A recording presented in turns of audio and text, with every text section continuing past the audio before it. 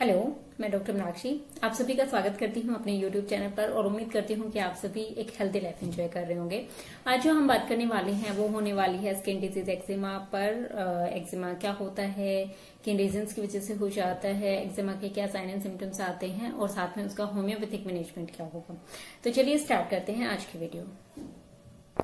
Nowadays जो incidences हैं eczema के वो डे बाय डे इंक्रीज हो रहे हैं क्योंकि जो पोल्यूशन है उसका लेवल काफी हाई हो रहा है। जो लाइफस्टाइल है वो अर्बन हो चुकी है, काफी मॉडर्न हम लोग हो चुके हैं। डिटर्जेंट सोप्स का यूज ज्यादा हो रहा है, इसके अलावा कॉस्मेटिक प्रोडक्ट और आर्टिफिशियल ज्वेलरी भी काफी यूज की जा रही है। इन सबसे बढ़कर जो मेन फैक्टर है वो है मेंटल स्ट्रेस। जो मेंटल स्ट्रेस है वो आजकल वर्क प्लेस और घर में काफी इंक्रीज हो गया है, जिसकी वजह से जो नेचुरल इमोशंस हैं वो एक्सप्रेस नहीं किए जाते, उनको दबा लिया जाता है। और जो हमारी नेशनल एक्जिमा सोसाइटी है उसका एक डाटा है, वो बोलते हैं कि हर 5 में से एक बच्चा जो है वो एक्जिमा से सफर करता है और हर 12 एडल्ट्स में एक एडल्ट जो है, एक पर्सन जो है वो एक्जिमा से सफर करता है।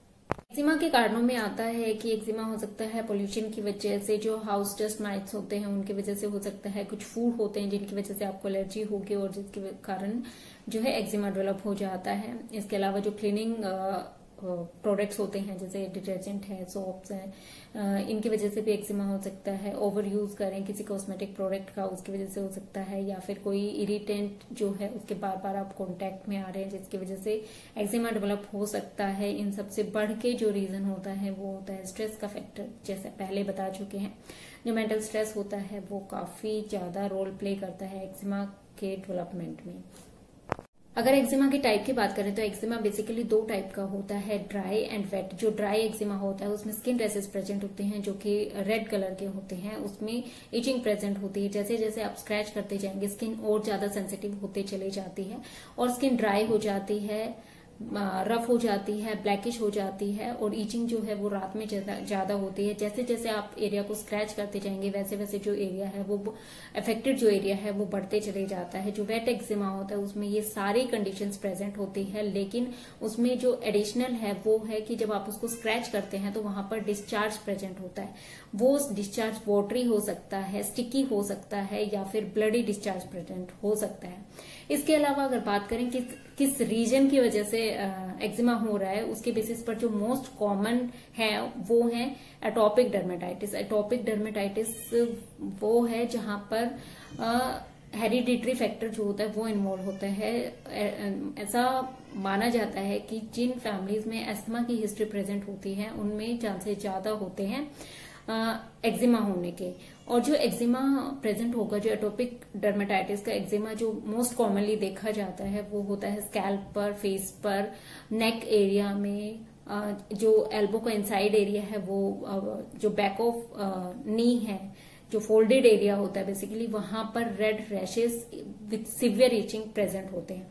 उसके अलावा आता है कॉन्टैक्ट डर्मेटाइटिस। कॉन्टैक्ट डर्मेटाइटिस जो होता है वो जब बार बार किसी इरिटेंट के कॉन्टैक्ट में आती है स्किन तो वहां पर एक्जिमा हो जाता है, इचिंग हो जाती है, स्किन ड्राई हो जाती है। उस कंडीशन को कॉन्टैक्ट डर्मेटाइटिस बोला जाता है।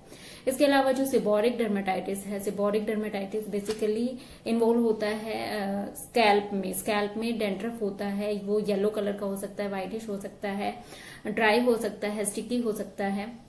जो ये सेबोरिक डर्मेटाइटिस है ये टोटली क्योरेबल है और ये आईब्रोज में, आईलैशेस में, यहाँ पर भी प्रेजेंट हो सकता है। जो एक्जिमा है उसको मैनेज करने के लिए जो अफेक्टेड एरिया है उसको प्रॉपरली क्लीन रखना जरूरी है, साथ में उसको मॉइस्ट रखना भी जरूरी है। ओवर हीटिंग से आपको बचना होगा क्योंकि जैसे ही ओवर हीटिंग होगी आपको स्वेटिंग होगी, स्वेटिंग की वजह से इचिंग ज्यादा होगी, इचिंग की वजह से स्क्रैच करेंगे और स्क्रैचिंग की वजह से प्रॉब्लम बढ़ते चली जाएगी। जो क्लोथिंग होती है वो आपको ऐसी कंफर्टेबल क्लोथिंग होना चाहिए जिसमें एयर इजीली पास हो सके। कॉटन क्लोथ सबसे बेस्ट होते हैं। जो इरिटेंट्स हैं उनके कॉन्टैक्ट्स में आना कम से कम करें, जैसे डिटर्जेंट कम यूज करें, सोप का यूज कम से कम करें और जो स्ट्रेस फैक्टर है उसको आप लिमिट कर दें।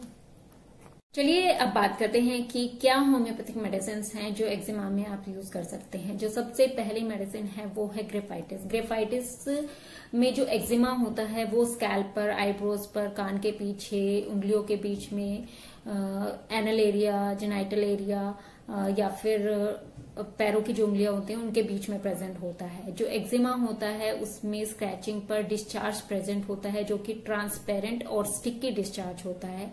और एक्जिमा के साथ साथ पेशेंट को कॉन्स्टिपेशन की भी प्रॉब्लम होती है। नेक्स्ट जो मेडिसिन है वो है हिप्परसल्फ। हिप्परसल्फ भी काफी इफेक्टिव मेडिसिन है जहां पर जो एक्जिमा है वो वेट टाइप का होता है। एक्जिमा की जो प्रॉब्लम होती है वो बढ़ जाती है जब ठंडी और जो सूखी ठंडी हवाएं जब चलती हैं तब प्रॉब्लम बढ़ जाती है। वार्म से और डैम्प मॉइस्ट वेदर में जो है इसकी कंप्लेंट्स जो है वो कम हो जाती हैं। नेक्स्ट जो मेडिसिन है वो है सल्फर। सल्फर जो मेडिसिन है वो यूज होती है ड्राई टाइप का जब एक्जिमा प्रेजेंट होता है स्किन फोल्ड्स में और हेयरी पार्ट जो है वहां पर एक्जिमा प्रेजेंट होता है।